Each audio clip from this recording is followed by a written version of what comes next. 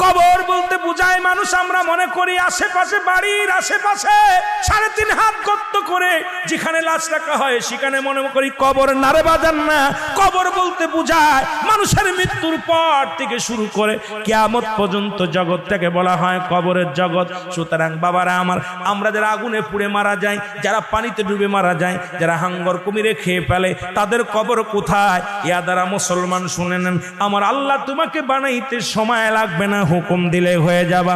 সুতরাং মৃত্যুর পর থেকে শুরু করে কিয়ামত পর্যন্ত জগৎটাকে বলা হয় কবর। এই কবরে যেদিন শোয়া দিবে, 1 নম্বরে আসবে একজন ফেরেশতা, তার নাম হলো নোমান ফেরেশতা।